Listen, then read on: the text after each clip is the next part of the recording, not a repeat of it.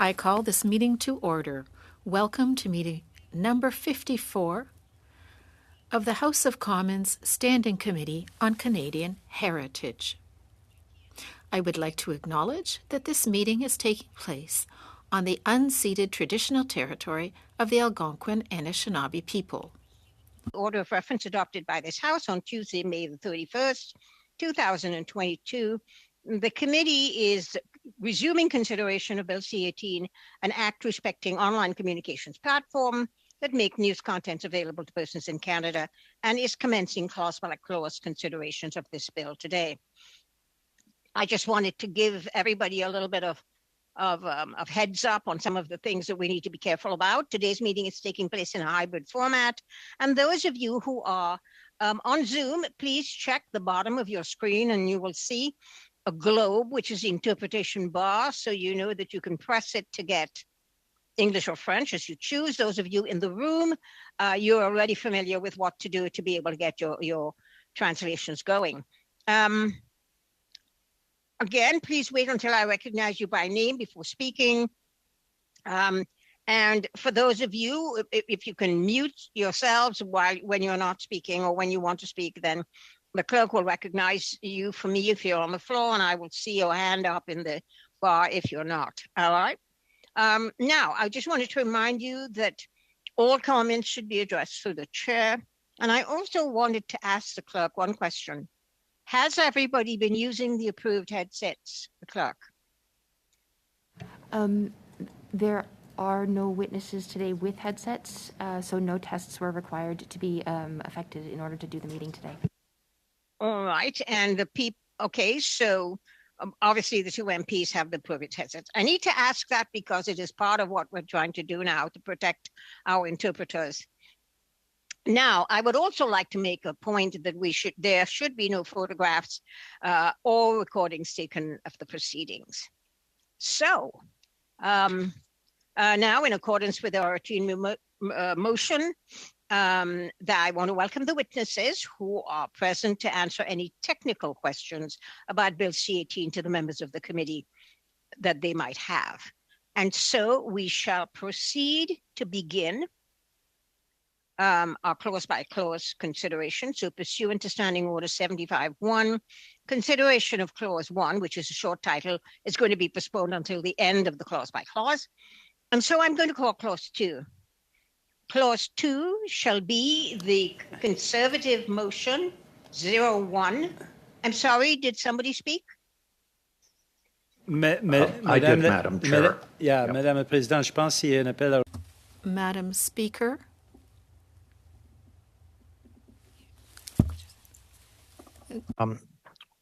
Thank you, Madam Chair. I just served a notice of motion that I think everybody around the table has, and I just wanted to deal with it very quickly before we go to clause by clause, if that's okay with you. I do not have a notice of motion, Mr. Wall. Well, it was given to the clerk a couple of days ago, so it should be there. Amy, I think it's there, right? It was distributed. I can redistribute it if you'd like, sir. Please. And can I ask the committee, does everyone know that, have that motion? Do you know of which we speak?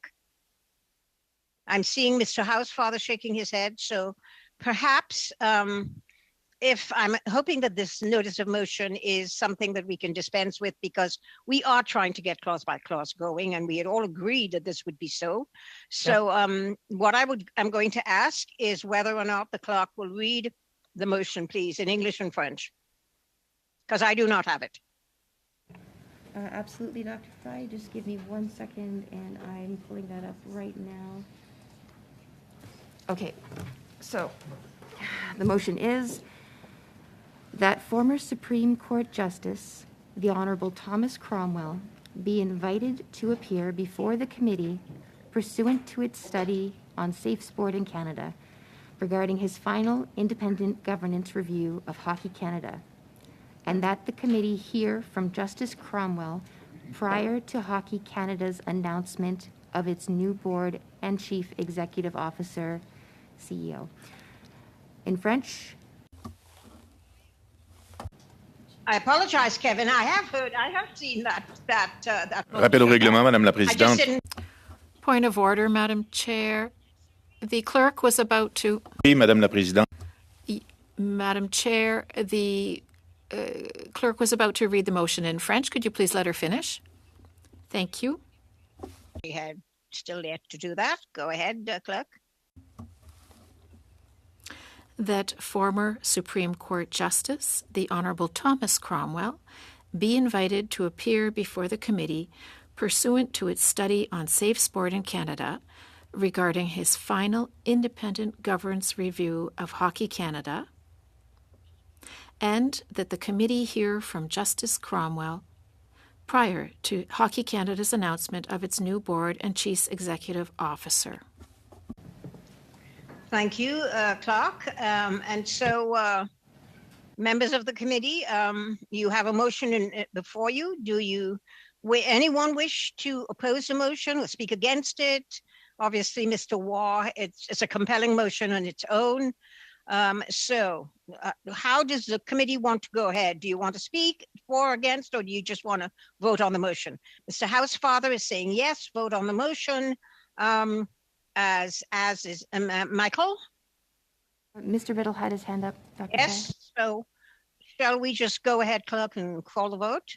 Do you want it called, or you just want to look for anybody opposing? Sorry, Mr. Biddle had his hand up. Sorry, Mr. Biddle? Thank you so much, Madam Chair. And just that the motion is imprecise in terms of a date. I think it's unanimous we wish to call Justice Cromwell, but we're eating into clause by clause. Maybe this is a better time to adjourn it. We all agree to it. I know a lot of members have said we want to expand the study and hear from other sports organizations, from experts, and really start getting into a further discussion of the issues of involving national sports organizations, not just Hockey Canada. And I think this requires an amendment because it's a date before the... Would you like to make an amendment, Mr. No, Biddle? I really don't want to make an amendment because this is now eating into too much time. I really think this is something to come back to. So I move that we adjourn debate on this so that we can come back to it in the future. Thank you, Ms. Thomas. No. Your hand is up. Sorry, Ms. Madam Thomas, Chair, your hand is up. Thank you, Madam Yeah. Chair. I do wish to speak, but my colleague Kevin Waugh has had his hand up from the beginning. Point of so order. I wonder if you might call upon him. Yep. Yes, Mr. Biddle, I know that you have spoken, and some people may wish to agree with you and some people may not agree with you. Yeah, no, Madam Chair. Point of order. I moved a motion to adjourn debate, and there's no more debate on that. All right. Did you actually move a motion to adjourn debate? All right. I didn't get that you had moved the motion. So now there is there point of order, obviously Madam. no discussion. Yes, Mr. Biddle. No, it's Mr. Waugh. Sorry, Kevin. I moved the motion. I haven't even talked about the motion, which I think, as you will see, Madam Chair, you should at least give me that before we move to closure here. I did in advance send everybody the notice of motion. I'm sorry, maybe you didn't get it in time, but I would like to speak to it if that's okay. Mr. Waugh, your motion is in order. So go ahead and say what you need to say, although there is a motion to adjourn, which should be considered. Well, I also think my motive, the notice of motion should be considered.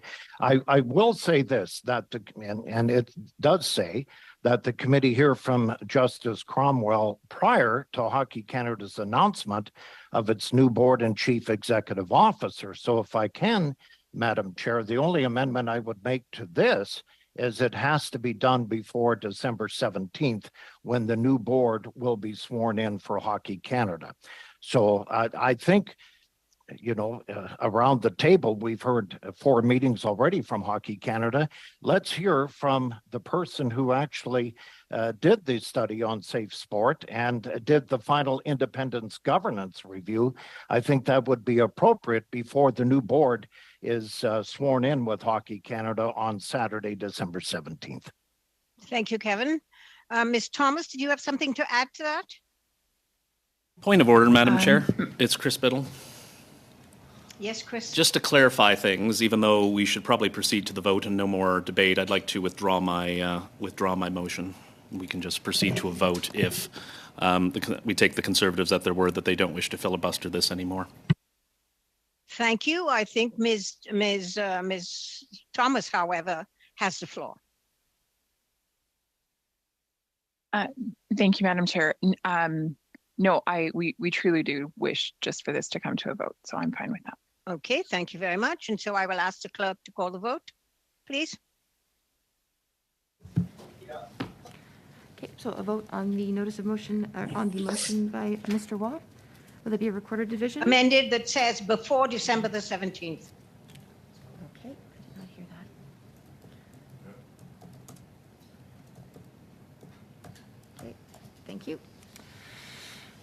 Okay, so Mr. Ptolemy, we are going to the vote now. So unless you feel you wanted to say something important and different, thank you. We'll go to the vote, clerk.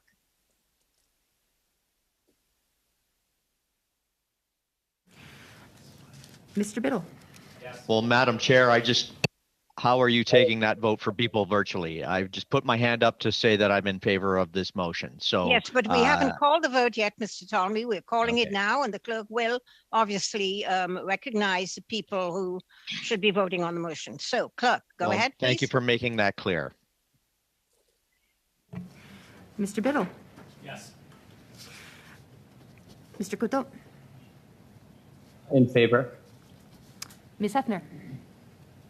En faveur. In favor. Mr. Housefather. En faveur. In favor. In favor. Mr. Ptolemy. I am in favor. Thank you. Mr. Shields. In favor. Mrs. Thomas.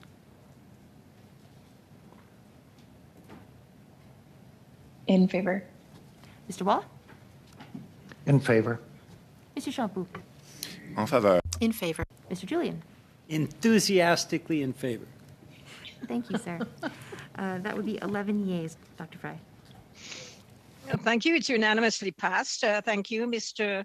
Waugh, for that motion.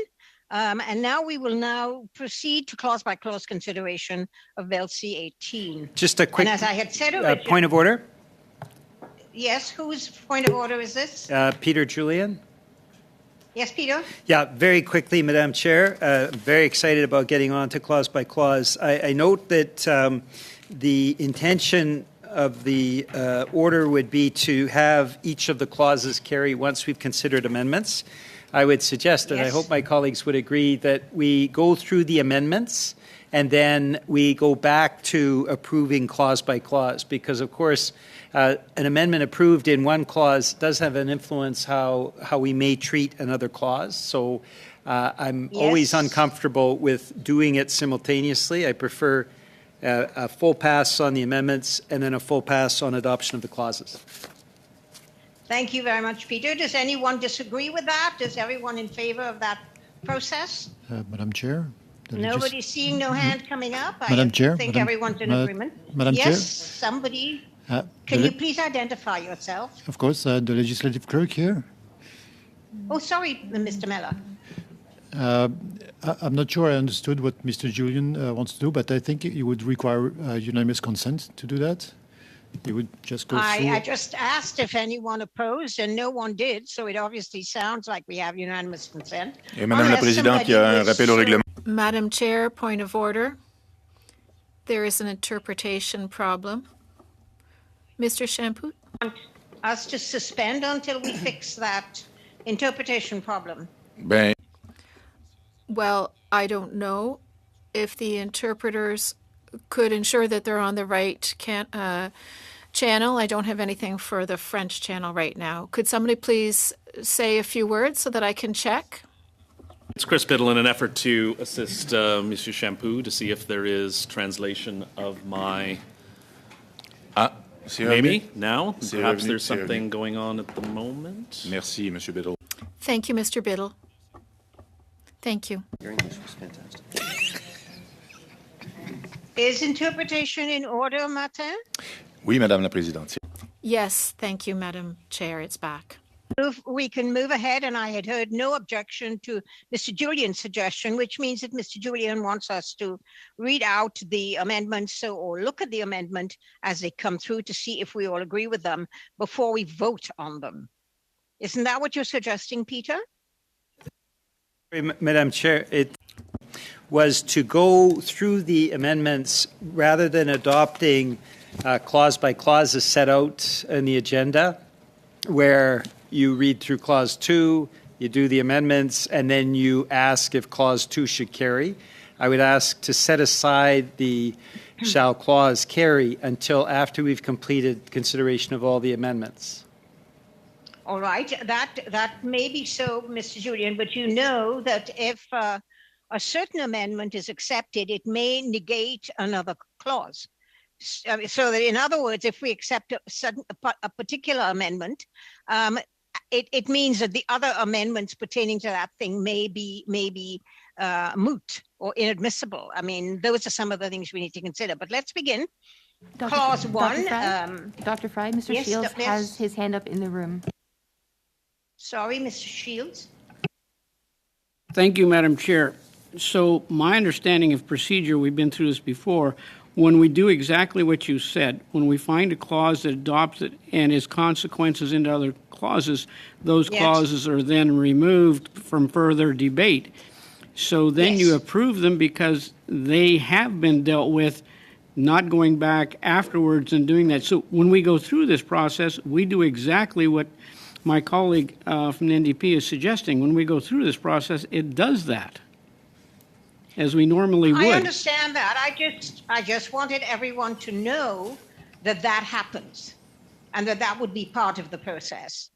Because there may be new people in the room who've never gone through a clause by clause before.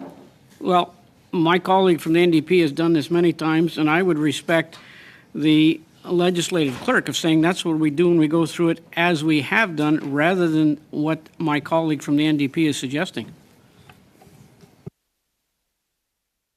I think the legislative clerk only responded to say that I needed unanimous consent, which I had for Mr. Julian's suggestion. So we're moving forward. Now, starting with clause 2. Clause 2 is a CPC 01. Does anyone feel that they don't have a problem with that? I mean, put it this way, it would be more efficient for us to say, shall it carry? Because, if no one has an objection, it carries. So to do this in two separate stages makes it pretty difficult. Yes, Anthony, I'll recognize you. I'm just finishing my sentence. Okay, so to do this without saying, shall it carry, if everybody's in agreement, would seem to me that we're going to go back and reinvent that wheel. Anyway, whatever. So you wanted to say something, Anthony? Yes, Madam Chair. I don't think, I think that perhaps you're misinterpreting what Mr. Julian had proposed. He's proposing that we debate and vote on each amendment. What he's saying is, though, when we finish all the amendments in clause 1, for example, we don't vote on clause 1, we move to the amendments in clause 2, and then come back and vote on the Yes. clauses. Thank you. So- That was not clear. That's So what I now wanted to you've just be clear. clarified. Thank you for clarifying it for Mr. Julian Anthony. Okay. Point of order, Madam Chair. Yes, Peter. No, it's Mr. Shields. I prefer to do it as we have done in the past, so I'm objecting to the change.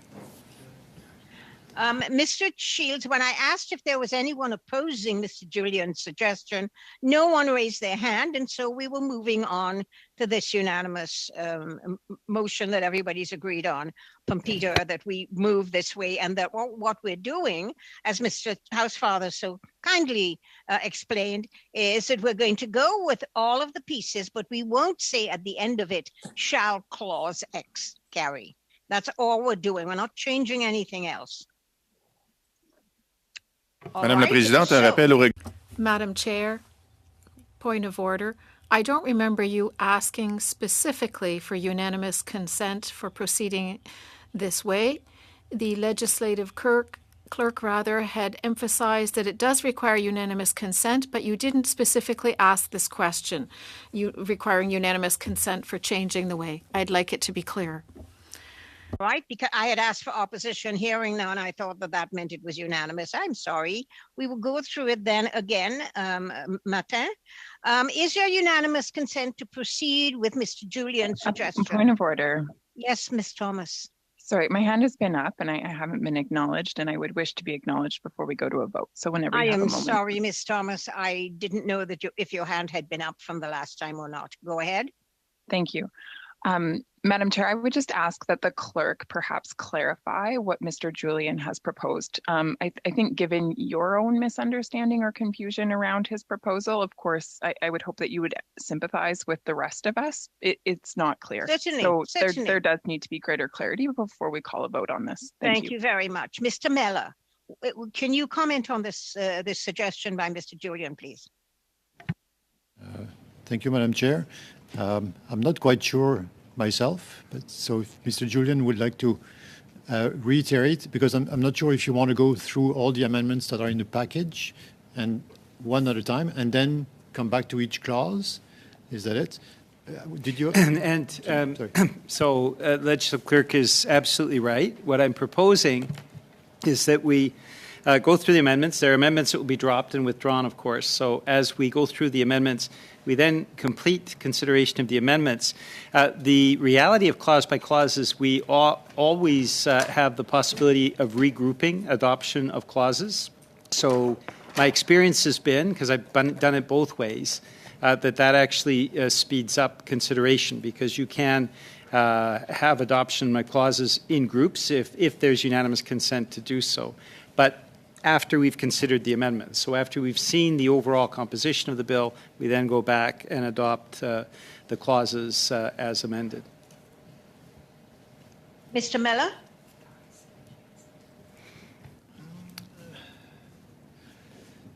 Mr. Mellor, would you comment, please? Yes, sorry, I was thinking.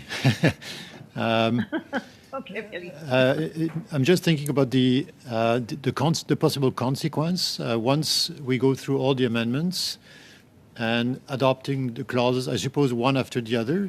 Let's say we go through all the package of amendments and we go back to clause 1. Is that to simply adopt clause 1 possibly as amended, or to reopen? Okay. As I say, this has been, I've done dozens of bills this way. I've done some bills in the way that is currently laid out. I just find it helps to facilitate. We do the amendments, then we do clause by clause adoption, and as I say, with unanimous consent, we can adopt a series of clauses, and that helps to facilitate the completion of the bill. But I didn't want to spend a lot of time on this, Madame Speaker, or Madame la Présidente. I just hope that we could get this through quickly. If there's objection, we can go the other way. I just felt that this would be a way of facilitating consideration, but I didn't think we would be spending this much time on it. All right. So now that it is very clear, because I think I misunderstood what Mr. Julian was asking for as well. So now that he has clarified it, he is suggesting that we could do either the way we did C11, the way I have done bills in the past on clause by clause, or we could go to Peter's suggestion. So is there unanimous consent to follow Peter's suggestion? Those in favor? No, I see no hands raised. No. Okay, so we do not have people wanting to do this. So let us go to do not have unanimous consent. So let's go to the other way that we have always done it before. Thank you very much, Peter, though, for your efficiency suggestion, or your suggestion on efficiency.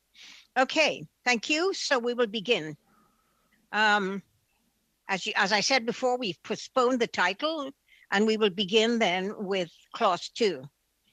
Which is the Conservative motion 01, shall CPC 01 carry? Mr. Biddle has his hand up. Yes, Amy. Mr. Biddle has his hand up, followed by Ms. Thomas. Oh, I'm sorry, Mr. Biddle. Thank you so much. I'd like to turn to Mr. Ripley and ask him about the if there are any issues with this particular amendment.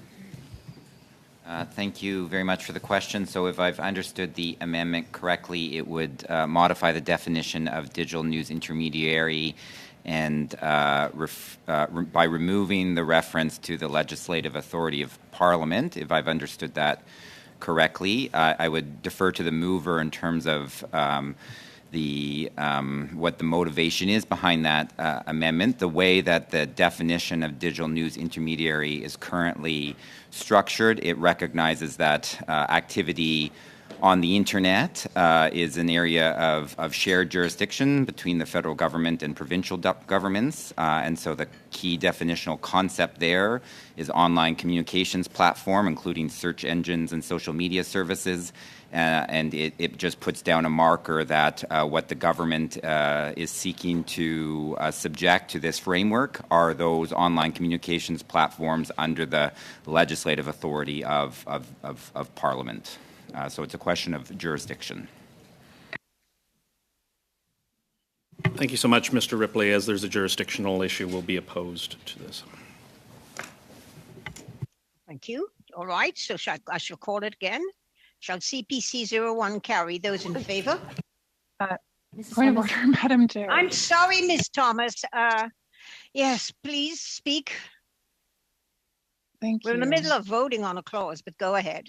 No, Madam Chair, my hand has been up since the moment that this amendment was brought forward. And I believe, if I'm not mistaken, perhaps you could check with the clerk, that each of us has an opportunity to speak. And until we've all spoken, Ms. Thomas, I understand that. I don't know if your hand ever went down.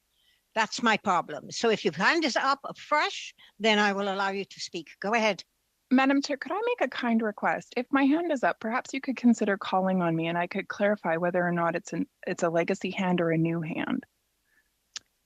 Yes, Ms. Thomas, go ahead, please. Thank you, Madam Chair.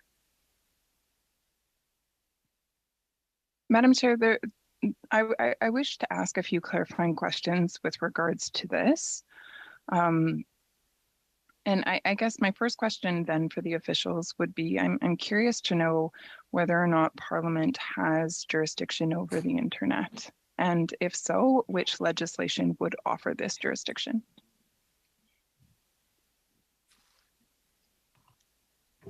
Madam Chair, may I respond? Yes, indeed. Go ahead. Thank you for the question, Ms. Thomas.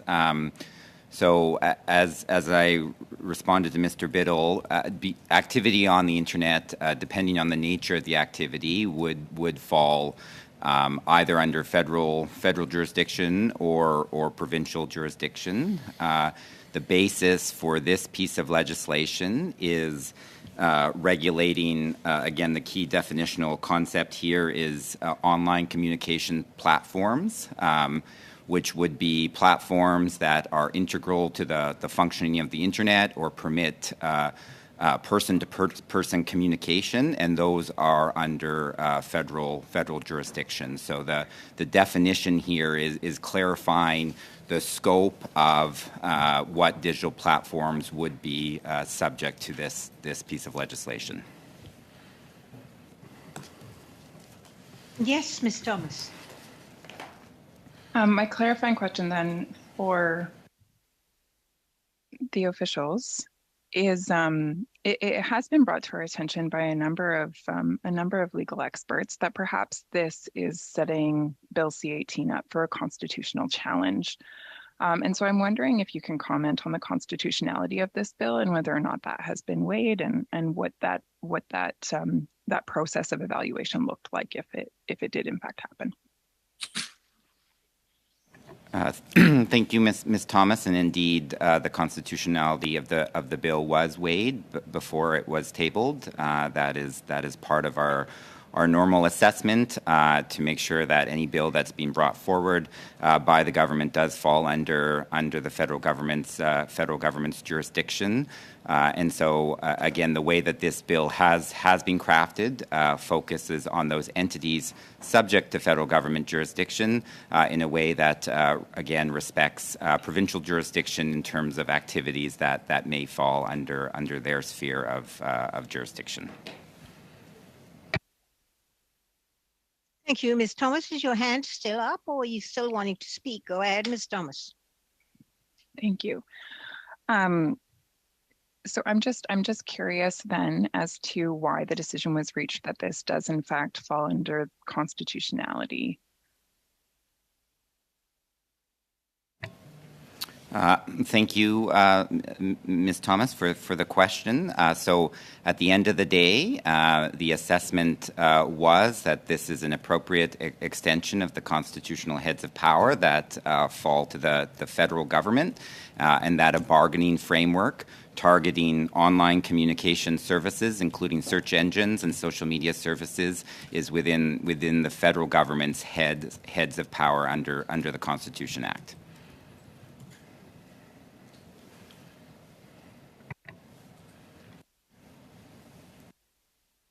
Yes, Ms. Thomas.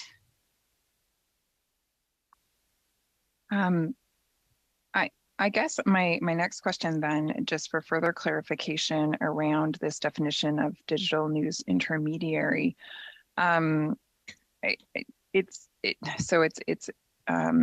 defined as an online communications platform, but it doesn't define what an online communications platform is. It would seem to me that in order to have jurisdiction over something, it would need to be clearly defined. So I'm just curious as to how you might describe an online communications platform. What would that definition be? Thank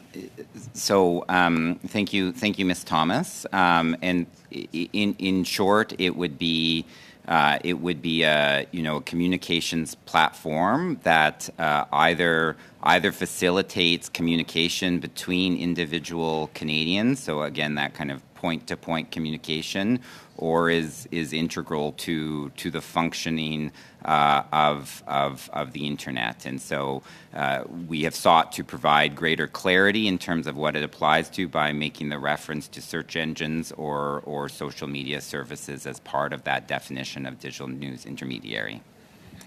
Yes, Ms. Thomas. So you said a point-to-point communication. So would that include, I guess I have a few questions then. First off would be, does that include text messaging? Thank you, Ms. Thomas. The definition of digital news intermediary specifies that it does not include an online communications platform that is a messaging service, the primary purpose of which is to allow persons to communicate with each other privately. So text messaging, for example, is excluded from the definition of digital news intermediary. Perhaps a different way to understand what I'm trying to communicate is that an online communications platform is a recognition of interprovincial communication undertakings, but in a digital context.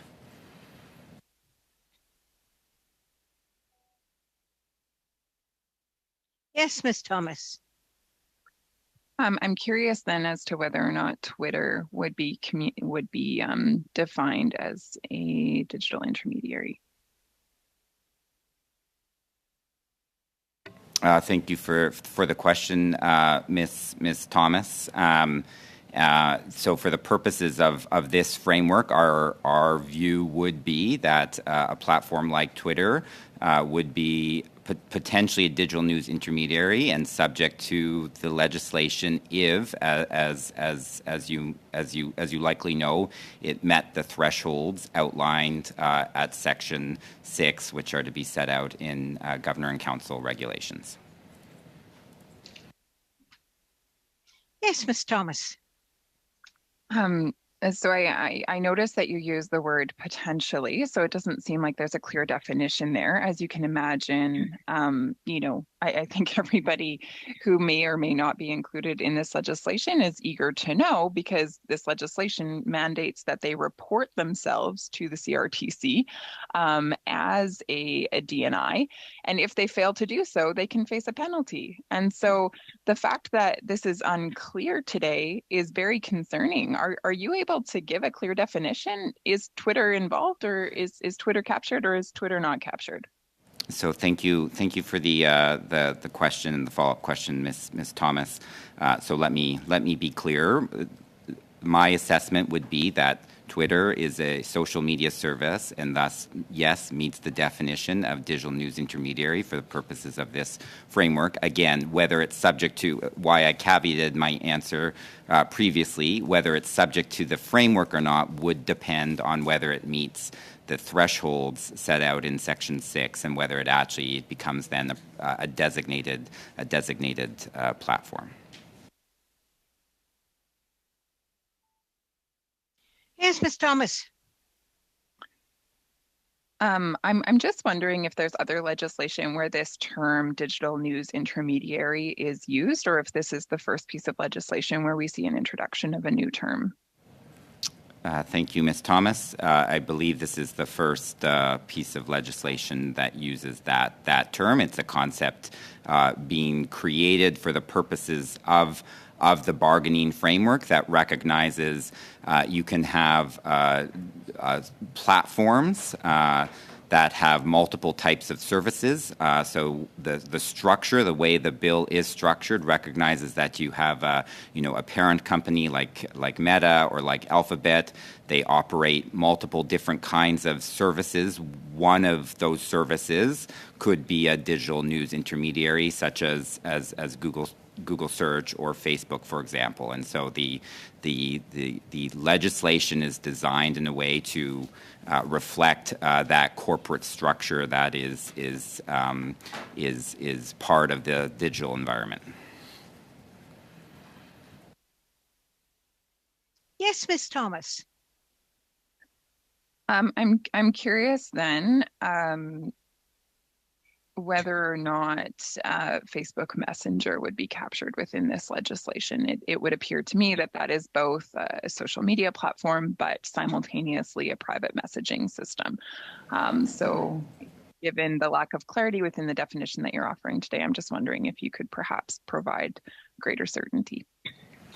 Thank you, Ms. Thomas. So my assessment of Facebook Messenger is again that it is primarily a messaging service, and therefore that type of service, a service like WhatsApp, those again are excluded from this definition of digital news intermediary in light of that last sentence that clarifies private messaging services are excluded. Ms. Thomas, your hand is going to remain up for quite a while, I suggest, so go ahead and ask your question. Thank you, Madam Chair. I will continue to raise my hand in the event that somebody else wishes to interject. Of course, I'm happy to share the floor. I guess I'm just curious as well then about TikTok. Would that be considered a DNI? Thank you, Ms. Thomas. My assessment would be that a service like TikTok would qualify as a social media service, and yes, potentially be subject to the framework. Again, I would refer you to any service before it is designated, though, would have to respond to the criteria set out in Section 6, and those specific thresholds would be set through Governor and Council regulations. So just to be absolutely clear, no digital news intermediary would be subject to the framework until those Governor and Council regulations are done and those thresholds established. Those are really the things that would then make a platform designated for the purposes of the Act. Ms. Thomas. Thank you. I guess I'm just curious then. It seems like there's an awful lot that is being left up to the governor and council to determine, as well as to the CRTC. Just for the sake of clarity, for the benefit of those of us around the table, could you just define what is meant by governor and council? What entity is that? Who's making that decision? Thank you, Ms. Thomas, for the question. So the Governor and Council is a process by which it's the typical process used for regulation making in many instances, where it's not the regulatory body making those regulations, but rather the government. So the way that is typically done is you would have a government department that would pre-publish proposed regulations in Part 1 of the Canada Gazette for consultation. Stakeholders would have an opportunity to consult on those proposed regulations.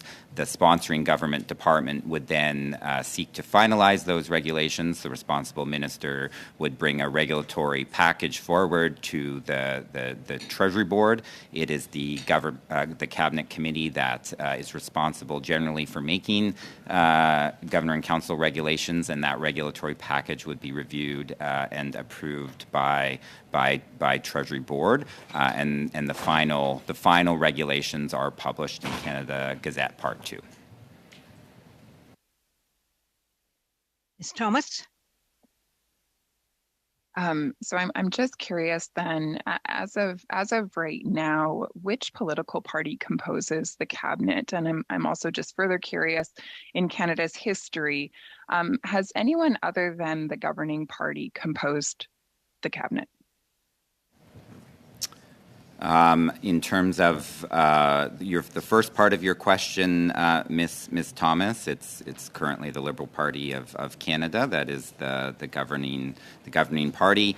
In terms of your second question, I'm afraid I'm not in a position to know whether every cabinet has consisted of solely the governing party in Canada. Point of order, Madam Chair. Yes, Mr. Julian. I find a line of questioning like which party is forming the government of Canada, and it's obviously wasting the time of this committee. We've heard from so many witnesses that want to see this bill improved, but also want to see this bill passed.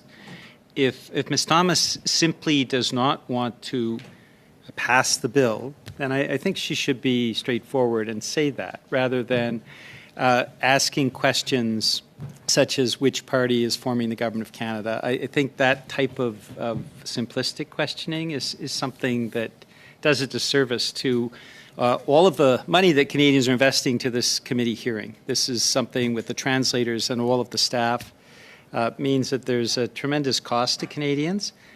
We have work to do, and I would certainly hope that Ms. Thomas would allow us to do it.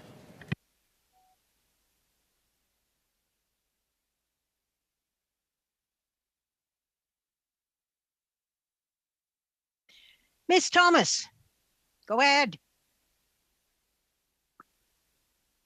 I'm just curious then from the officials if the governor and council really means that the cabinet is making the decision, and if the cabinet is traditionally composed of, I believe.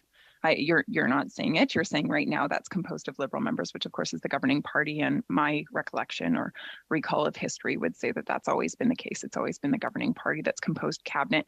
And so I guess I'm just curious then, do do you think that it's possible that in any way that these types of decisions, such as determining the definition of a digital news intermediary and that framework in Section 6, could there be any potential of that being politically motivated?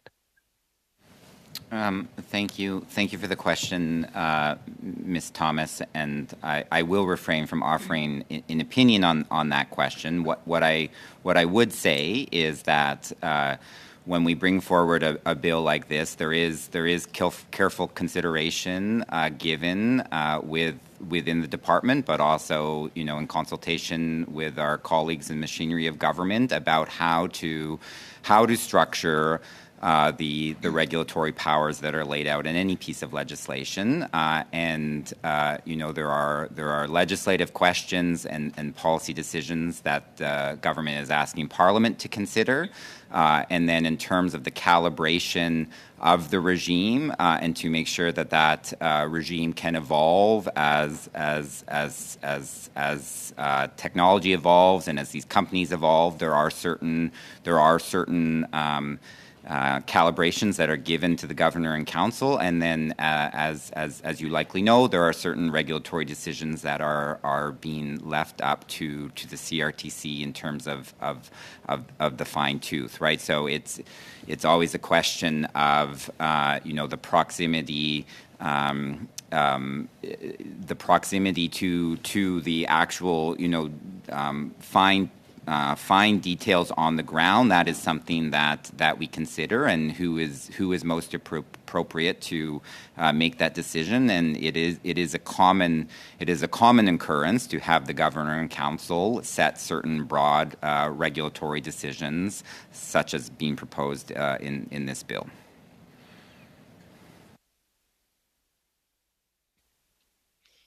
Ms. Thomas. Thank you. Mr. Ripley, you raised a good point here, and with regards to the regulatory framework here in Clause 2, it talks about the Commission and the Commission's involvement in terms of the digital news intermediaries and how this bill will be applied. And so for further clarification, I guess, I'm curious because there have been some concerns raised by various witnesses with regards to the expansion of power that is being granted to the CRTC. There's been a number of criticisms raised with regards to that expansion of power.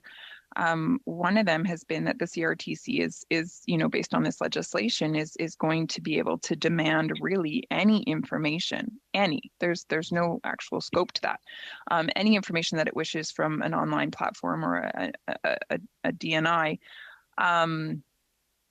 in order to decide whether or not the platform is within scope. And so I guess I'm just wondering, why did the department, if you could help me understand, why did the department grant oversight of this regime to the CRTC? What was the motivation behind that? Thank you for the question, Ms. Thomas. And so in identifying a regulator for the purposes of this act, we considered what regulators out there are best suited to oversee and administer this kind of regime. And the assessment was that the CRTC was best placed to do so, in part because it is an independent arm's length regulator from the government that has expertise and experience in dealing with and overseeing and interacting with the media sector. And so obviously there is a desire to have a degree of independence and an arm's length relationship in that instance. And they also have experience in overseeing a bargaining framework and final offer arbitration. That is something that they do under the existing Broadcasting Act. And so they're a regulator that already has expertise in that area.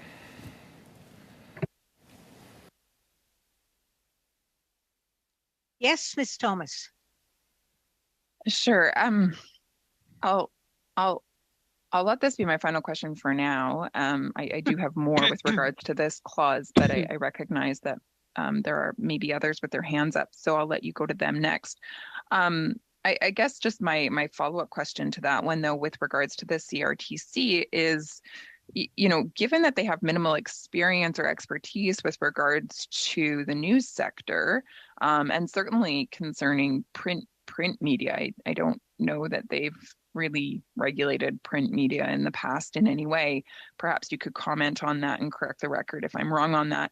And then subsequent to that, my question is, are they equipped to play this role? And if so, what equips them? Thank you again for the question, Ms. Thomas. The CRTC has experience and expertise in interacting and overseeing media companies. You are right that they do not oversee the print sector. Broadcasters, however, are in the business of news, and that is not something that is foreign to the CRTC. In fact, the question of local news, the question of supporting smaller independent broadcasters through interventions like the Independent Local News Fund. This is something that the CRTC has experience with. I would clarify, though, that the framework is one that is focused on the online communications platforms that we talked about earlier, the digital news intermediaries. This is not a framework that seeks to regulate the news sector. This is a framework that imposes an obligation on large dominant platforms to bargain with news businesses. There is not a question of subjecting news businesses to regulation under this framework. Thank you, Mr. Tolney. Thank you, Madam Chair, and I'm just asking for just a bit of grace, because obviously I am filling in for someone, and so far I've found this conversation fascinating because of the potential issues that could surround it. And so through you, Madam Chair, to Mr. Ripley, I'm looking for a couple of answers to two questions that I have. Number one is based on clarity. You mentioned when Ms. Thomas asked about Facebook, you said that in your opinion, that Facebook was exempt from this. Is that correct? No, Mr. Tolney. I believe Ms. Thomas asked about Facebook Messenger, which is one of the messaging services that Meta offers that permits communication between individuals. And I believe the answer I gave her was to specify that, again, that the private messaging services, so again, WhatsApp comes to mind, Facebook Messenger comes to mind, those services are excluded from the concept of digital news intermediary. Okay, so for clarity, a conversation between two individuals that is considered a private message is exempt, but something like Facebook, Twitter, that is something that's public, and then that would fall under. Rappel au règlement, Madame la Présidente. Point of order, Madam Chair. Madam Chair. This is a question that was asked already and an answer was received. I think we're going around in circles. If the Conservatives are planning to filibuster or delay work, it would be nice if they said it already, or otherwise they could ask for new or perhaps more constructive questions. It's my understanding that at the beginning of this meeting, we were told there would not be a filibuster, Mr. Shampoo, and I take people at their word. And sorry, Madam Speaker, the first question was for clarity. And so I just wanted to make sure that I understood this. As I said, I am new and I do apologize. The second question I have for Mr. Ripley is the matrix in which this will be going forward. So basically, you've answered my first question, which is a messenger to messenger, a communication between two individuals, but something that is public. Is that correct? Would I be correct in assuming that, sir? Yes, that's correct. So a public a social media service like Facebook, like Twitter, again would fall within that definition of digital news intermediary and could be subject to the framework again if it meets the designation criteria set out in Section 6.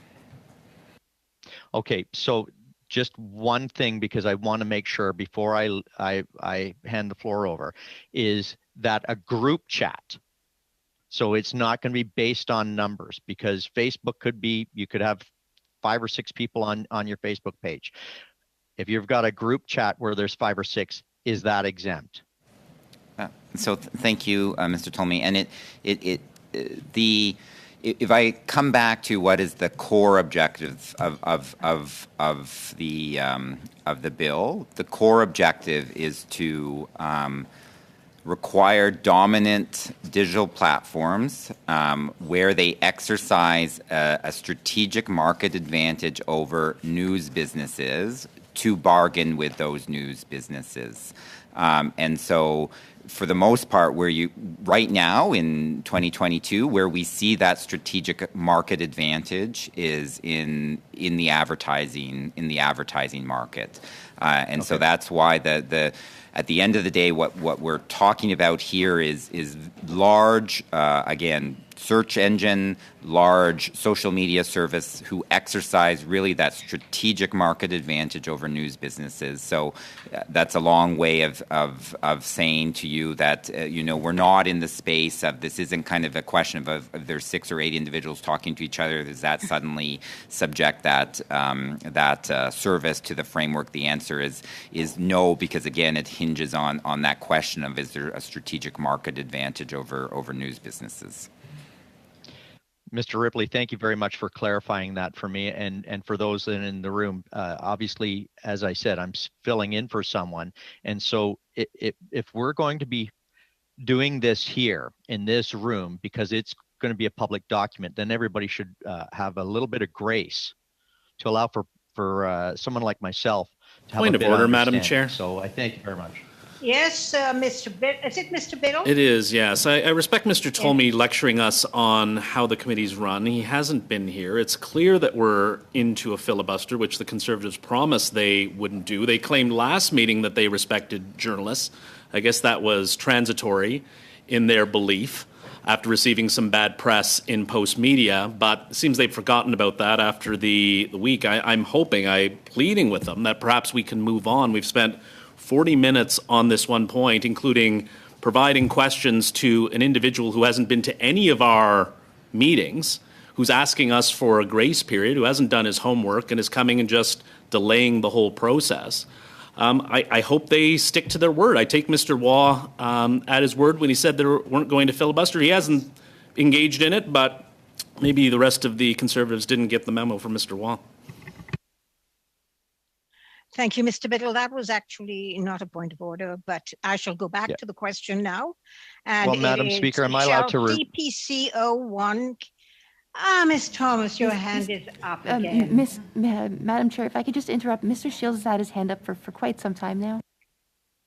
I'm sorry, Madam Clerk. I am not on the floor. I cannot see whose hand is up on the floor. Thank you. Mr. Shields?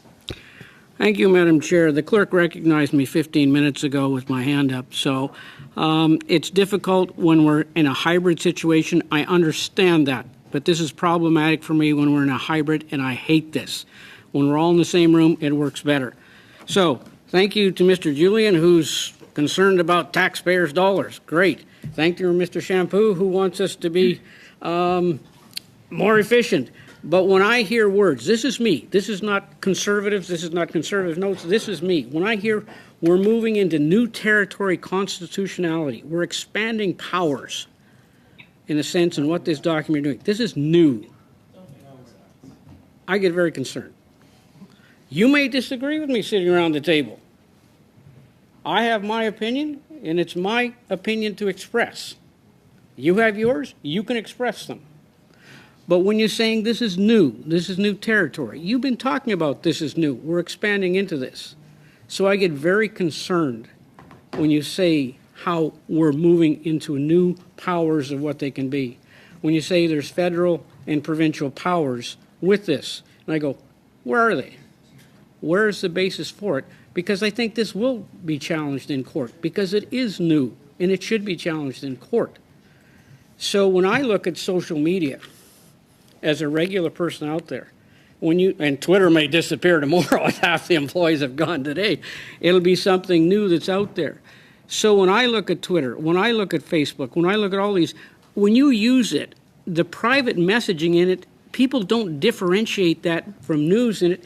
It's a Facebook that they're using. They use the private part, they use the other parts. They're not distinguishing it like you are here, like you're attempting to do in this legislation. That's not how the public users see those formats that they use.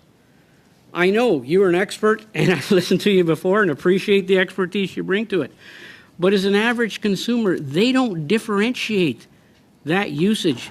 When they go on a private messaging on Twitter, that's just part of Twitter. That's what they're using. They don't see the difference.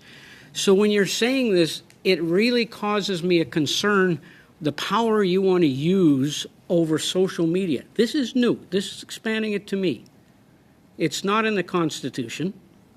1867 didn't think of this at that time. And so now you're developing legislation to deal with a common practice that most people in this country use, or a lot use. So, point of order.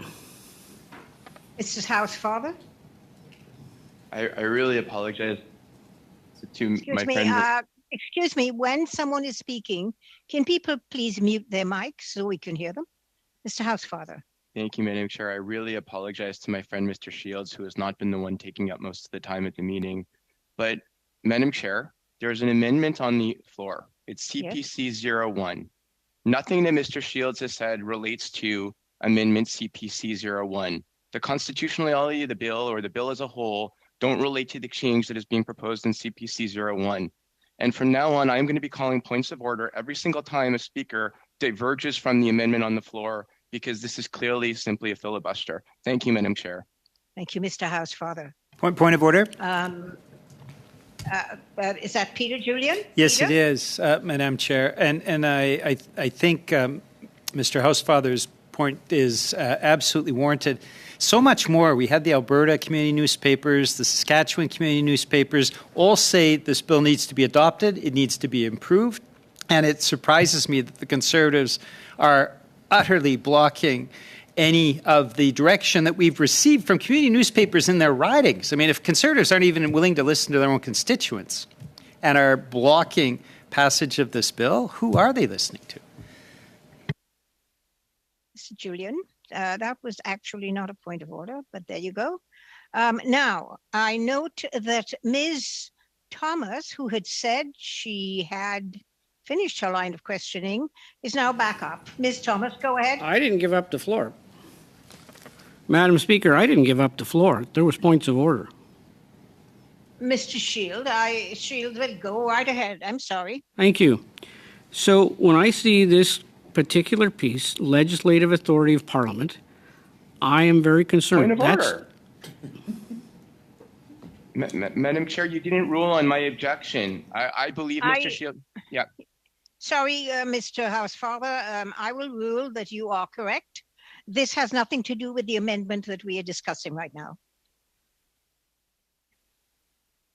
I'm reading the amendment. If Mr. has something to speak to the amendment, he may go right ahead. Thank you. He must be on topic. Thank you.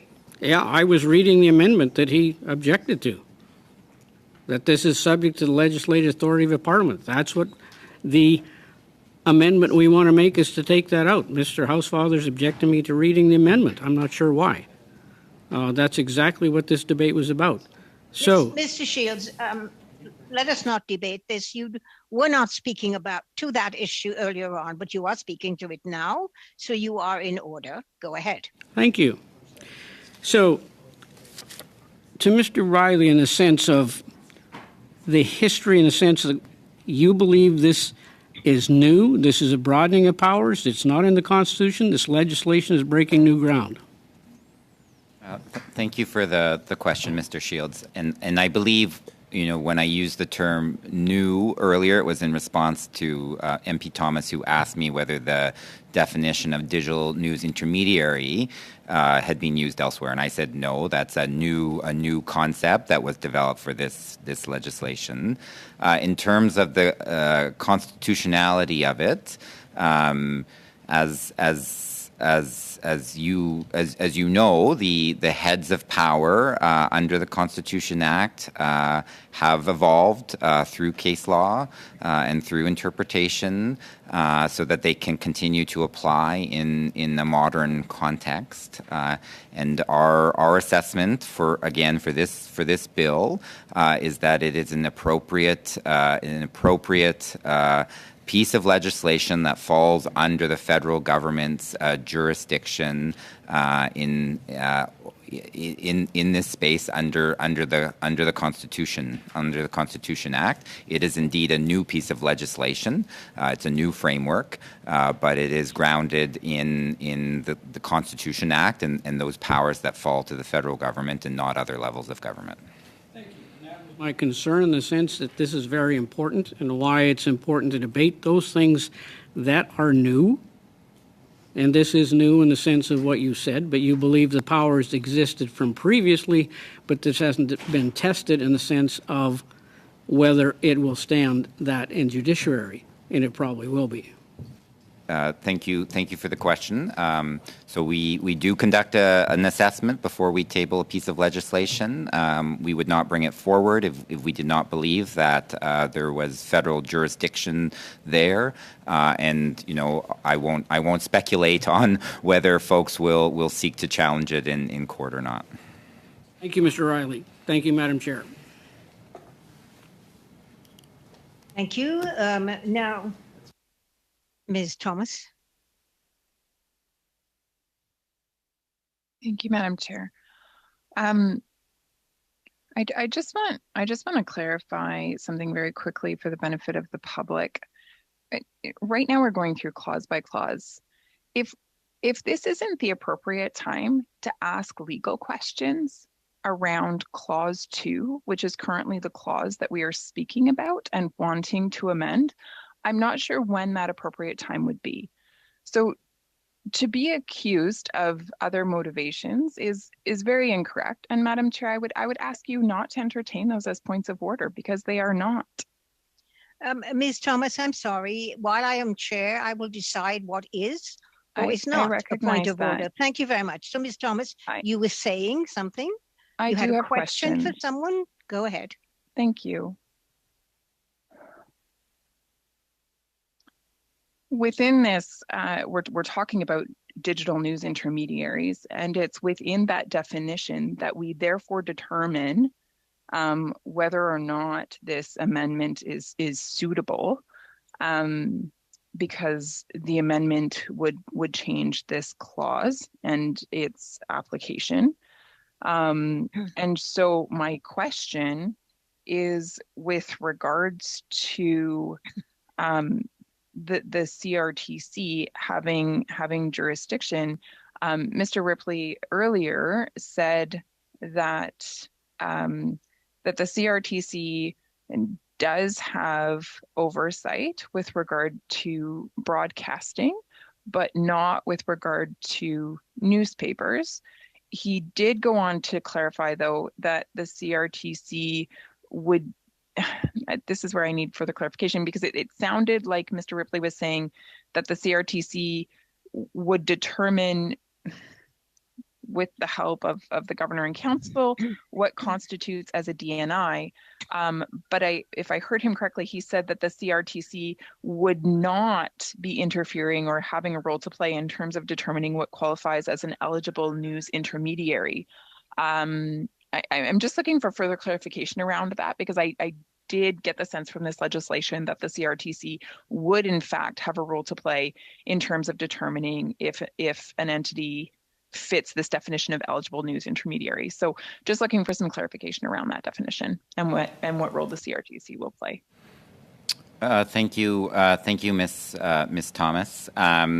So the mechanism that is set out in the bill is that there are three criteria that are set out in Section 6 that will indicate when a digital news intermediary is subject to the legislation. The specifics of those three criteria will be determined through Governor and Council regulation. The CRTC does not have a role in setting those criteria.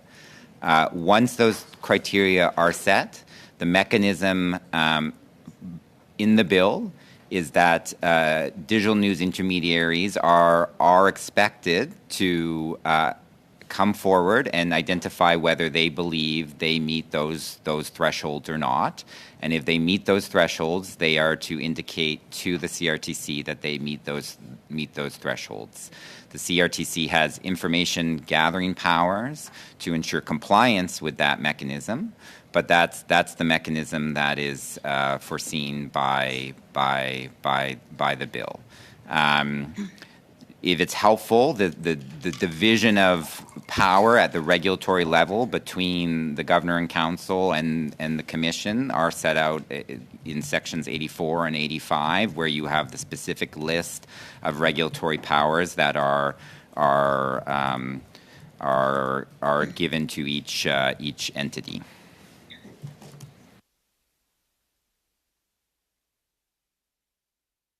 Yes, Ms. Thomas.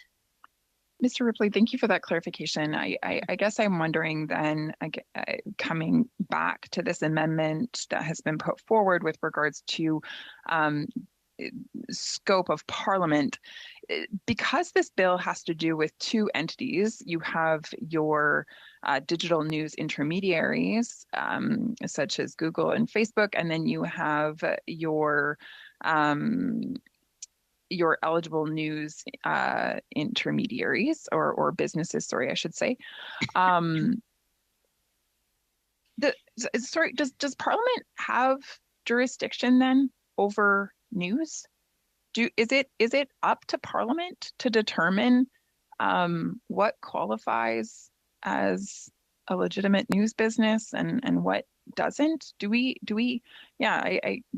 Is that Parliament's responsibility right now? And if so, I guess I'm curious as to what legislation permits that or makes that Parliament's role. Thank you for the question, Ms. Thomas. So the subjects of regulation, if I were to put it that way, for this bill are the digital news intermediaries, or in other words, the digital platforms. The legislative obligation to bargain with news businesses is on those intermediaries. So the legislative regulatory obligation is on them. And then what the bill does is it gives greater clarity about what is the expected scope of that bargaining obligation in terms of the kinds of news businesses that a digital news intermediary would have to have agreements with in order to qualify for an exemption as set out in Section 11, and then failing that, which news businesses could invoke the mandatory bargaining framework in the latter part of the Act. But the subject of regulation of this bill is the digital news intermediary. It is not news businesses. Ms. Harder, your hand is up, so you may speak. But Mr. Ripley,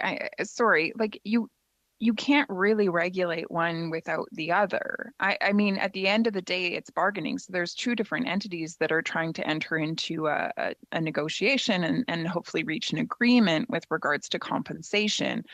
So the eligible news business, you just got done saying that the government and council would determine the criteria, and then the CRTC would be responsible for applying those criteria. So if the governor and council, which effectively, ultimately comes down to a cabinet decision, then it is actually Parliament that is determining who qualifies as an eligible news business. I mean, at the end of the day, the digital news intermediary can only be held accountable for entering into negotiations with those that qualify. If an entity that doesn't qualify comes forward and says, hey, the DNIs refuse to negotiate with me, well, then, it's no big deal. They didn't make the cut. But if an entity comes forward that does make the cut, then there is in fact accountability, and it would be up to the CRTC to enforce that. However, in order for the CRTC to enforce that, again, coming full circle, it was up to the governor and council to determine that set of criteria. So I feel like we're talking in circles here a little bit. How can you engage? How can the DNIs be expected to engage in negotiations if there isn't a second party? And I think the answer to that question is, of course, there's a second party, and that second party is the eligible news business. So what makes them eligible? Well, you said that it's the government and council that determines that through a set of criteria. So again, having come around another circle, with all due respect, I would say then Parliament is being put in place of having to make a decision with regards to what is and is not an eligible news source or legitimate news source in the nation. In fact, actually, the way that the bill currently stands right now, it doesn't even have to be within the nation. It could be a foreign entity as well. Anyways, just curious, how is Parliament... just help me understand here. Like, am I not seeing this correctly? Because it seems like Parliament would need to be involved in terms of that definition of eligible news source. So thank you, Ms. Thomas. And maybe just to clarify, because I wonder if there was a bit of a misunderstanding between us earlier, my comments about, I had thought you were asking about the designation of digital news intermediaries earlier. And so my comments about those thresholds being set through Governor and Council regulation were with respect to digital news intermediaries, i.e. the digital platforms. With respect to the eligibility of news businesses, the eligibility criteria are set out in section 27 of the bill itself. There is no governor and council regulatory power set out in section 27. It is a matter of the CRTC applying those eligibility criteria which are set out in the bill to entities that wish to avail themselves of the mandatory bargaining framework at the latter part of the bill. With respect to your question, my answer would be there is nothing that obliges a news business to bargain under the framework. And therefore, if a news business does not wish to participate in the framework, it is not under that obligation to do so. So I come back to the legislative obligation to bargain is placed on the digital news intermediary. There is no such obligation on the part of a news business to participate in the framework.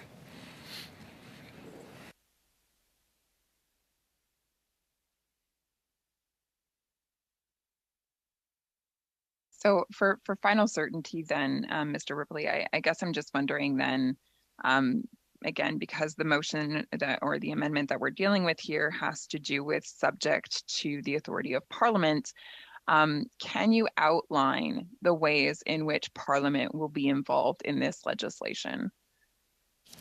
The primary way is by passing the bill, and so Parliament is essentially create that legislative obligation on entities that meet the definition of digital news intermediary to bargain, assuming again that they meet those threshold criteria set out at section 6, right? So Parliament is exercising its jurisdiction over a certain class of business, of undertakings, and subjecting them to a legislative obligation.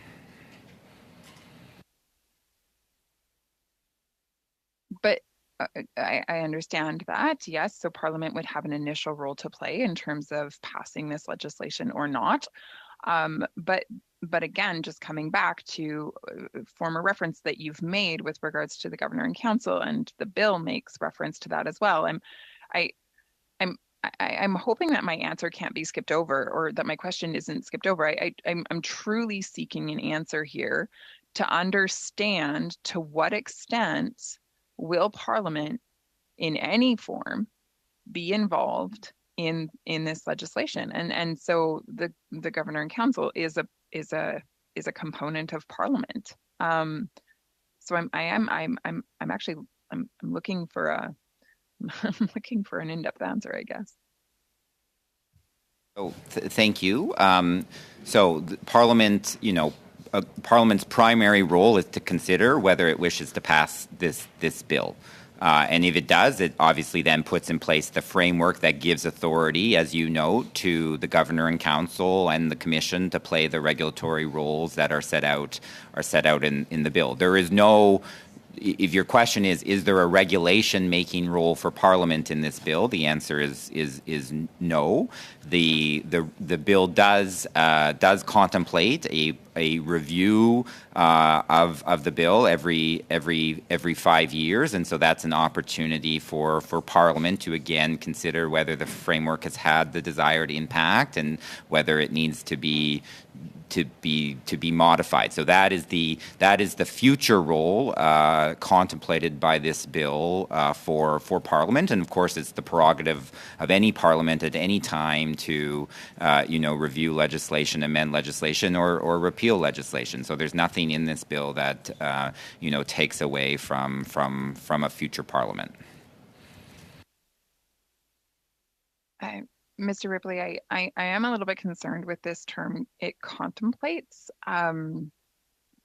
Does it ask for the review of Parliament, or does it not? What do you mean by the term contemplate? If it was to be passed, it would require a review in every 5 years. So what I meant by contemplate was simply a recognition that the bill has not yet been passed by Parliament, and so everything in the bill is still conditional on that passage.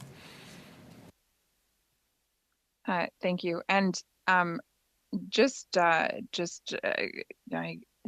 a way of coming close to wrapping up here, with regards to the definition of a digital news intermediary, then looking for your comments, I guess, on 3 different applications that I find are quite unique in nature, and so looking for some clarity on LinkedIn.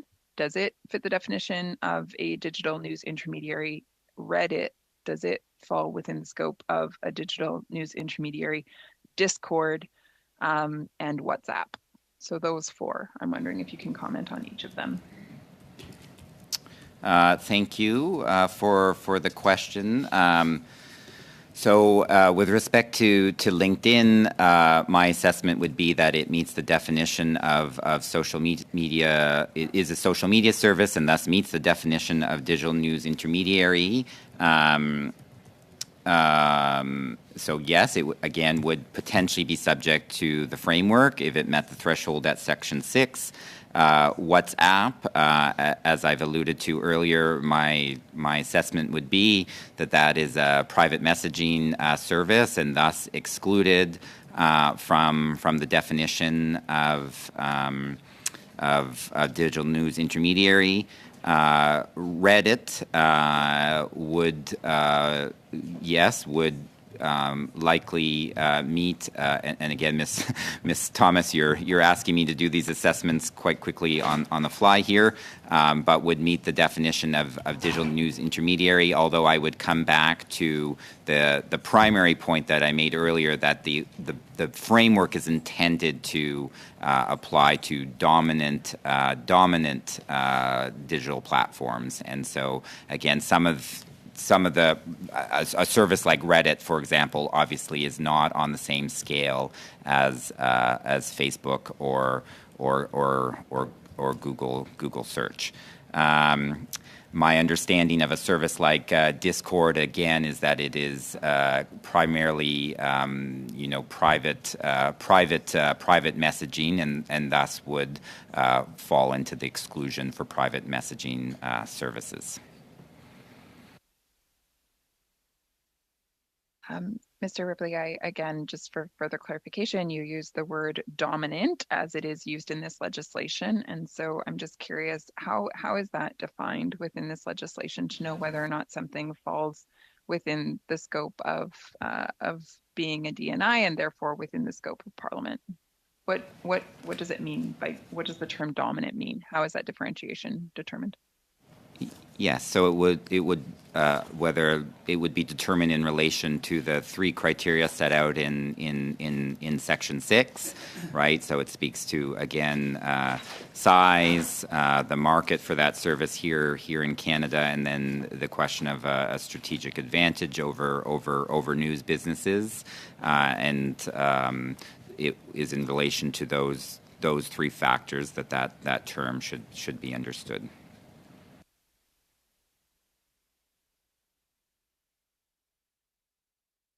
Okay. Mr. Ripley, thank you. I think I have other questions that cross between this section and others, but I can wait for those other sections to put those questions forward. Thank you.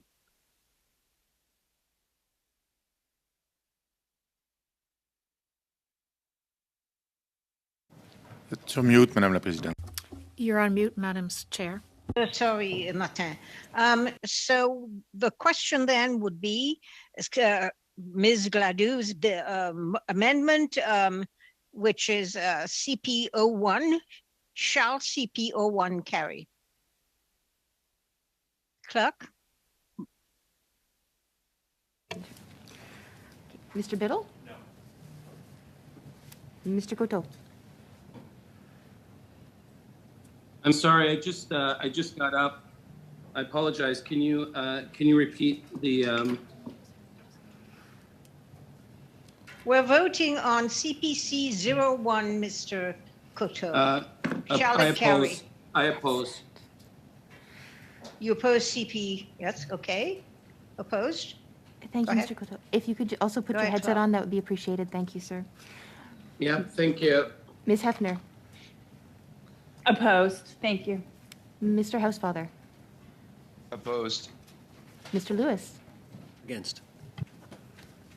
Mr. Tulmy?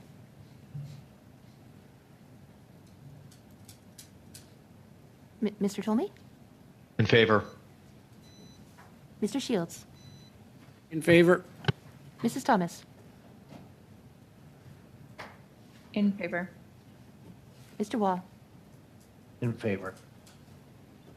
Monsieur Champoux? Opposed. Mr. Julian? Opposé, contre. Opposed.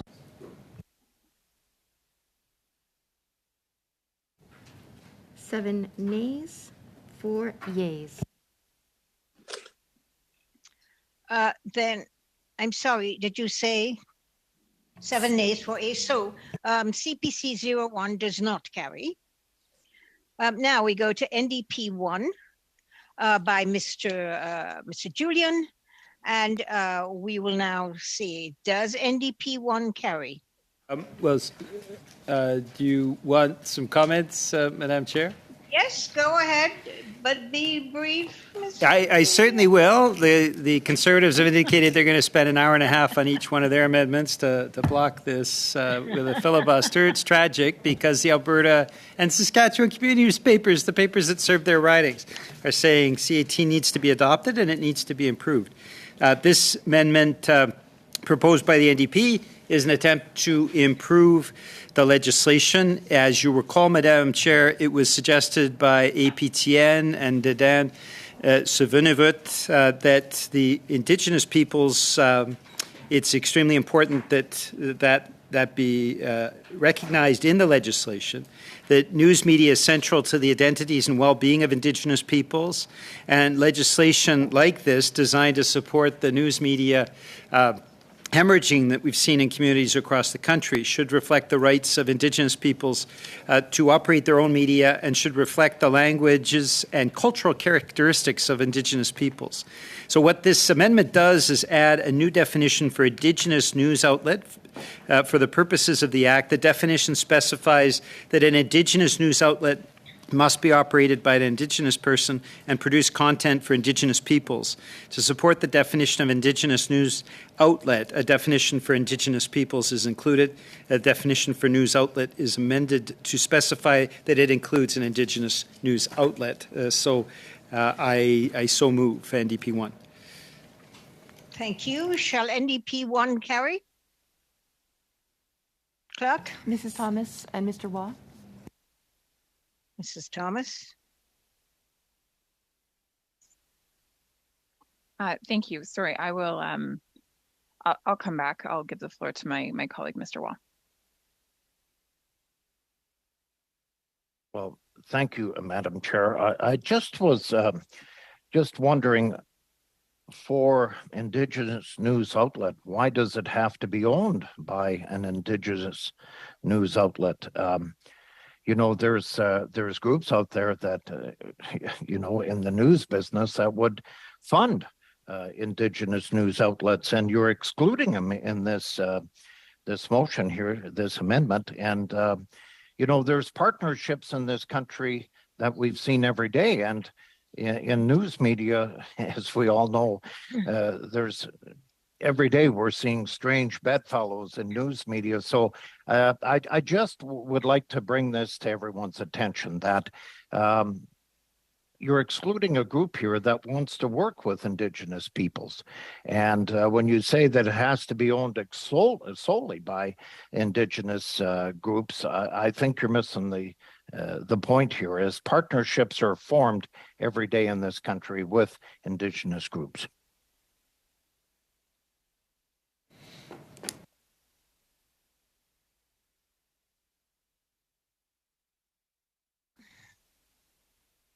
Ms. Thomas, your hand is up. Thank you, Chair. I guess I would just be curious.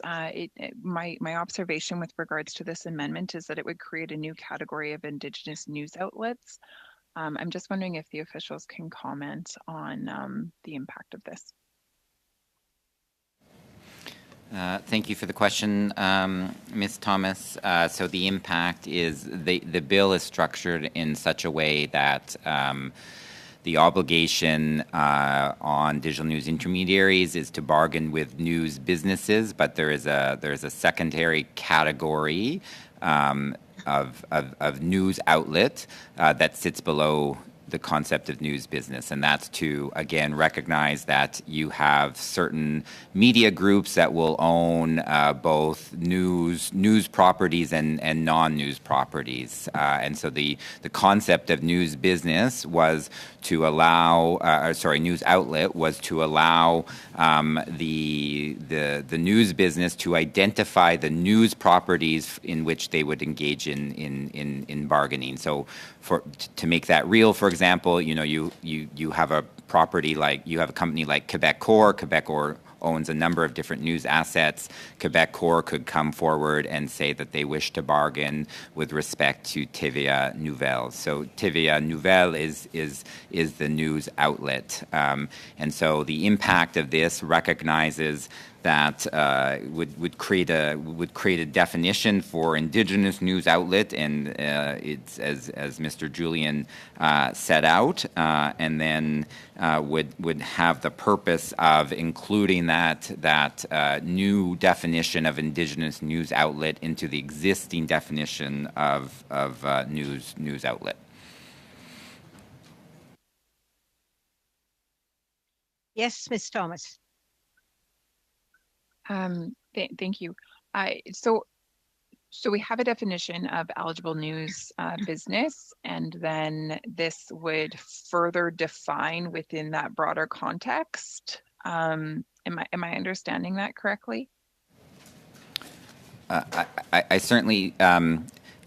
Yes, it would create essentially would create a new concept, a new definitional term within that context, specifically related to Indigenous news outlets and Indigenous peoples. I certainly don't want to speak to Mr. Julian's motivations, but I think the follow through of this amendment is to have an obligation on digital news intermediaries to include digital news outlets in their bargaining. So specifically ensure that digital news outlets would be included in that. But I certainly defer to Mr. Julian.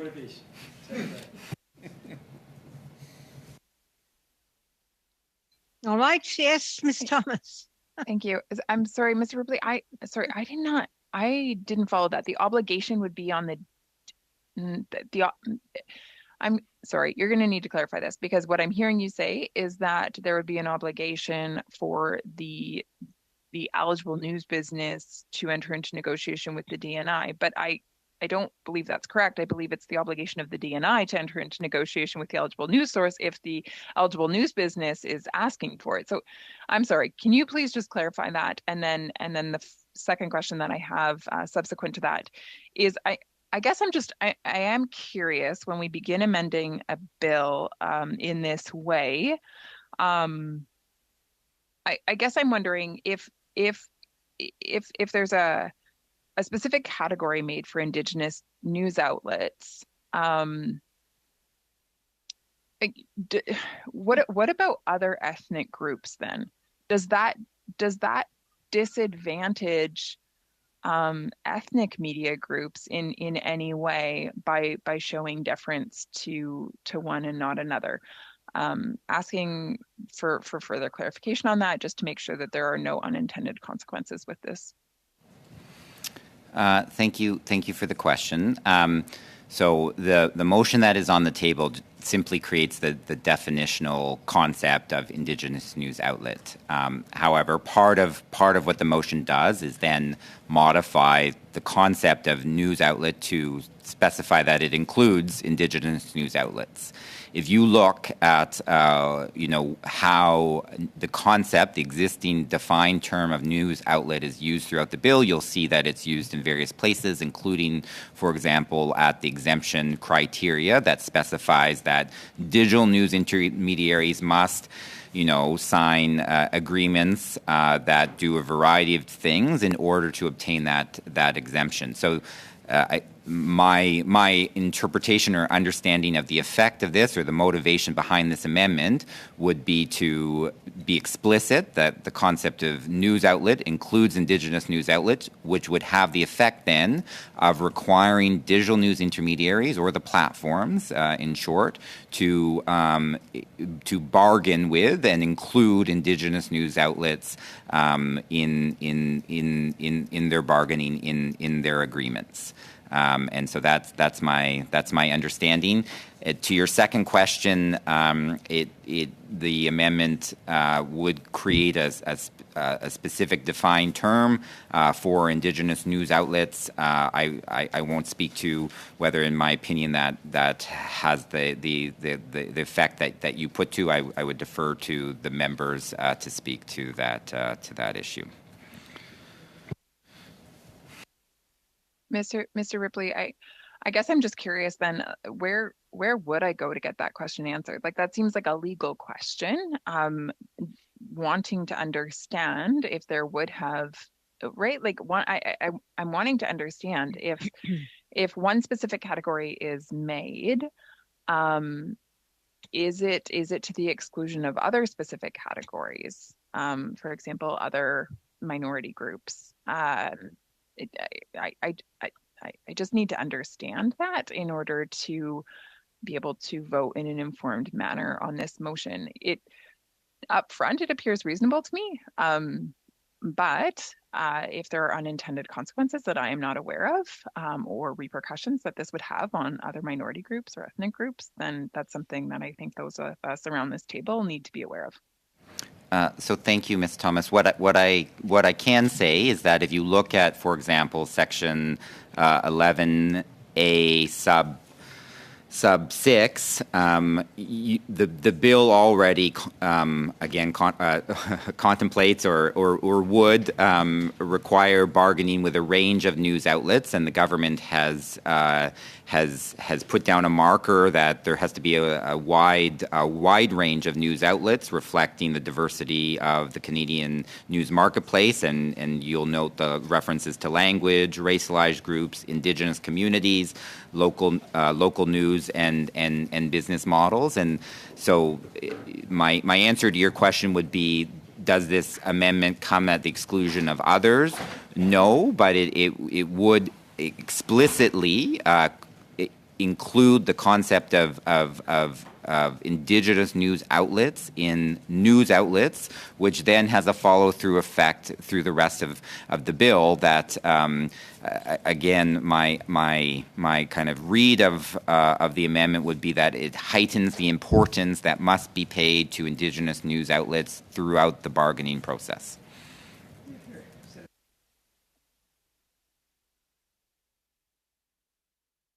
Ms. Thomas. Okay, so thank you. I appreciate that, Mr. Ripley. You use this term follow through effect throughout the rest of the bill, and that it would heighten the I guess awareness around the bargaining process. I guess again, using phrases like heighten, if you're heightening, usually to raise one, it automatically some have to be lowered. So I just have to ask for further clarification. Like, Madam Chair, I'm sorry, do you wish to interrupt? No, you just made a comment and I just said not necessarily, that's all. Madam Chair, I believe that's not normally how we practice at this committee. I could be wrong. Please, Ms. Thomas, continue with your question. Thank you. And so I am sorry, there's just some loose language being used and I just need greater certainty. Will this result in one group being given preference over others in any shape or form? Thank you, Ms. Thomas. So if the bill stays as it is, and there is still the reference to a diversity of news outlets, and we have the language that I spoke about earlier about including diversity with respect to language, racialized group, Indigenous communities, local news, and business models. What Mr. Julian is proposing is essentially additive, right? So there would still be an obligation on platforms to bargain with those other news outlets that I mentioned, such as, the racialized community groups with respect to language. So it underscores the importance of news outlets in that, but there is still the existing obligation, again, if the bill stays as it is, to have agreements with news outlets from those other communities listed in Section 11. Thank you, Mr. Ripley. Mr. Housefather? Yeah, Madam Chair, I just think that there's a simpler answer, and I just wanted to reflect what I understand. This is a new definition being added of Indigenous news outlet that will then allow that definition to be incorporated into news content in NDP2, that then allows for Indigenous storytelling to be included in what news content is. And I think that is the end result of this amendment, and that is the purpose of it, defining this term so Mr. Julian can then incorporate this term into news content in his further amendment NDP2. And I think that's the simpler and clearer and shorter answer. Thank you, Madam Chair. Thank you very much, Mr. Housefather. And now I will call the question is, shall NDP 1 carry? Clerk? Mr. Biddle. In favor. Mr. Coteau. Support. Ms. Hefner. En faveur. In favor. Mr. Housefather. In favor. Mr. Lewis. In favor. Mr. Waugh. In favor. Mr. Tolmie. In favor. Mr. Patzer. For. Mrs. Thomas. Yes. Monsieur Champoux. Mr. Champoux. In favor. Julian. Je fais ça. I will make it unanimous. In favor. The amendment is unanimously carried. And I would like just to inform everyone that Mr. Patzer is now replacing Mr. Shields, so that when his name comes up, you will know why. Thank you. And now we go to CPC 1. Shall CPC 1 carry? The CPC 1 has been moved by, has been moved by Ms. Thomas. Mrs. Thomas has her hand up. Yes, Ms. Thomas. Thank you. The reason for this amendment being moved is because right now the legislation as it reads is quite broad. And so my concern is that it is, well, I guess I'll start here. The minister intended or has stated that this bill is intended to help smaller news businesses here in Canada. Interestingly, originally this bill was touted as something that would help local newspapers.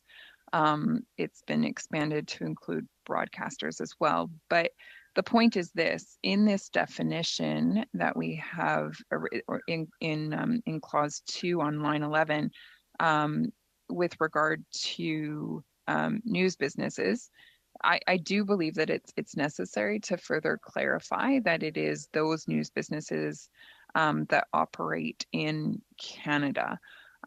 There have been many witnesses that have come forward and expressed concern with regard to news businesses that are foreign funded or even operating outside of Canada, but then pushing their news into our country. There's concern that those individuals would have the legal right to demand bargaining with platforms. And so for further clarity, I would ask that we amend this bill to make sure that it is restricted to those news outlets in Canada. To those that operate in Canada. And so that is the amendment that I'm bringing forward here. And I wish to ask some questions, but I'll give others opportunity to speak should they desire to. I see no hands up. Clerk, are there any hands up in the room? Mr. Biddle has his hand up. Mr. Biddle? Thank you so much, Yes, Madam Mr. Chair. Biddle, Very thank you. quickly, we think this is an excellent amendment by Mr. Nader. It doesn't really change anything, but it clarifies things, so we support. Thank you, Mr. Biddle. Now, Ms. Thomas, you wish to speak further to Mr. Nader's amendment, yes? I do wish to just ask a quick question. Go ahead. Thank you. So I am just wanting to seek further clarity with regards to the amendment that has been brought forward. Point of order. Yes, is that Mr. Julian? Well, all I'm parties sorry. are supporting this amendment. I don't understand why Ms. Thomas is filibustering her own motion. It's the only amendment from the Conservatives. All parties are supporting it. I mean, this is a classic case of utter time wasting, a filibuster that has no point. All of us are supporting this amendment. Let's have the vote. Thank you. I see a call for the vote. Madam Chair, yes, that was a point Ms. of order. Thomas will decide that she needs to continue to speak. Speak, Ms. Thomas. Chair, I'm just curious, perhaps we could seek the clerk on this. I'm just curious if there's a point of order raised in the middle of a point being made by a member, does the floor return to that individual? Yes, they do, but I would like to say that Mr. Biddle's point of order is very well taken and is on point. But Ms. Thomas, we know that you will wish to speak, so go ahead and speak. Thank you, Madam Chair. The point of order was raised by Mr. Julian. I'm sorry. I would like to ask everyone on the floor, if you're going to raise a point of order, can you let me know who you are? Just state your name first. Thank you. Go ahead, Ms. Thomas.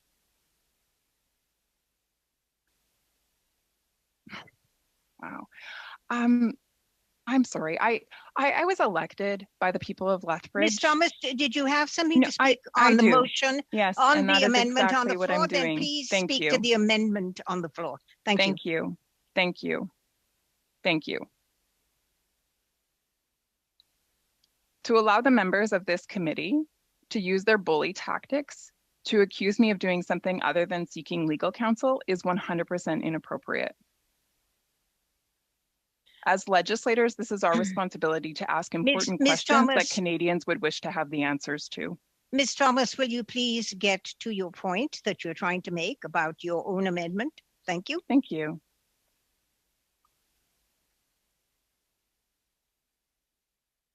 I understand that this amendment has support around the table, and I'm thankful for that. I do wish to just have one final clarification made, and that is I am just wanting to make certain that I'm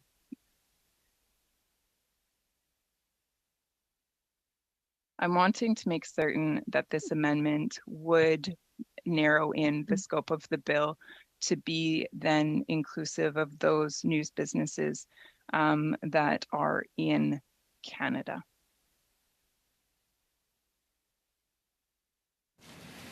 Thank you for the question. Mr. Ripley. Thank you, Madam Chair. Thank you for the question, Ms. Thomas. The bill is intended to require bargaining with news businesses that operate in Canada. So if you look at section 27 and look at the eligibility criteria, for example, a qualified Canadian journalism organization under the income tax must be operated and controlled by Canadians. And then with respect to subparagraph B, you'll note the reference to operates in Canada. And so your amendment is consistent with the intention of the Act that again, in order to benefit, a news business has to operate here in Canada. Thank you, Mr. Ripley. I appreciate the further clarification.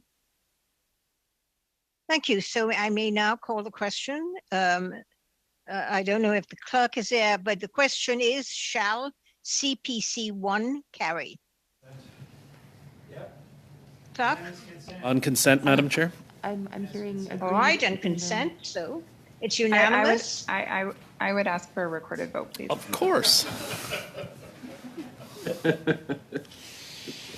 Yes, please call the vote. Point of order, Clerk. Madam Chair. I mean, it is traditional that when we have unanimous consent, that we adopt that. If what Ms. Thomas is signaling is that she's decided to oppose the Conservative amendment that everybody else supports, that's different. Is that what she is indicating to you, that she is going to oppose now this amendment that all members of the committee support? Very good point, Mr. Julian.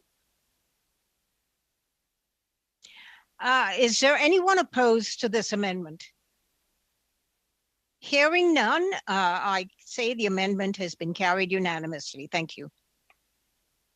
Now we go to CPC 2.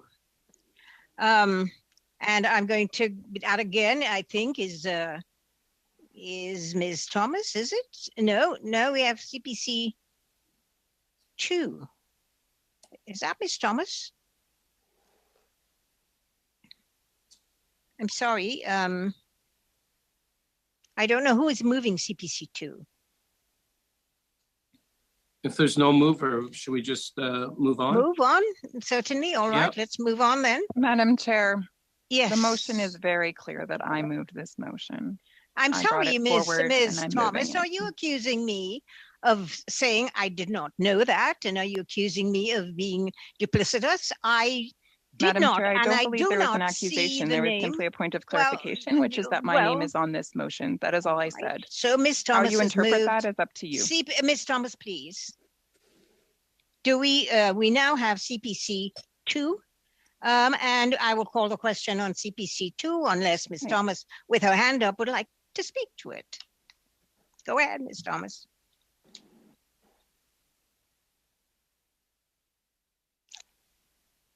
Madam Chair, I wonder if the committee would agree. I wonder if other committees that I've been a part of, it's been just normal practice that the individual who has their name on the bill, or at least the party, because that individual is not always present, but the party is given an opportunity to speak to I have the just amendment. asked for you to speak to your amendment, Ms. Thomas. Will you please do that? Thank you. Madam Chair, I'm just curious if we would perhaps consider adopting that practice just for further clarity. Ms. Thomas, will you please speak to your amendment? Thank you.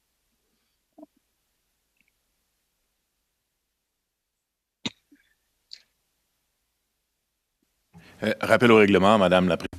Point of order, Madam Chair. Mr. Champeau? Oui, c'est Martin, Madame la This is Martin, yes, as my accent will have shown. It is 2:58. I will ask the clerk if we are required to adjourn at 3 p.m. or continue. The clerk has given me the information that we have until 3:05. Merci beaucoup. Thank you very much. Thank you, Martin. Ms. Thomas.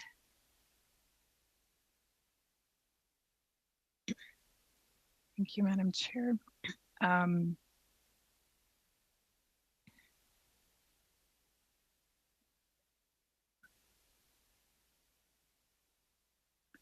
So the reason for the amendment that has been given here with regards to clause 2, having to do with lines 13 and 15 onward, the purpose for this is that it would confirm that only copyrighted content can give rise to compensation, and that that hyperlinks alone would not be included in that. It would also be our intent to ensure that user-generated content is not in any way captured by this legislation. And so therefore shaping the scope of this bill to a greater extent. With that, I do have some questions of the officials, but again, I'll allow others to ask their questions or make their comments should they wish to. Madam Chair, I understand where Mrs. Thomas and the Conservatives are coming from, but we're concerned about the enormous loopholes that this is going to create. C18 requires the parties to bargain over all the ways that content is made available, and restricting that only hurts news organizations.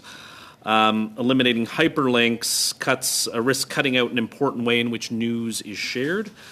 We've seen in Spain what happened when they didn't specify, eliminating hyperlinks in their legislation provided foreign tech companies with a giant loophole to drive a truck through and just show news as hyperlinks and avoid payment. And so I think the intention is good. I hope the intention is good, even though I believe this is something that the foreign tech giants are calling for, and we've seen the CPC act as a cheerleader for the foreign tech giants to this point. But this amendment risks gutting the entire bill. And it's disappointed again that we're seeing the Conservative Party cheerlead for Facebook and Google. So we'll be opposed. Thank you, Mr. Biddle. Is there anyone wishing to speak other than Ms. Thomas? Ms. Thomas.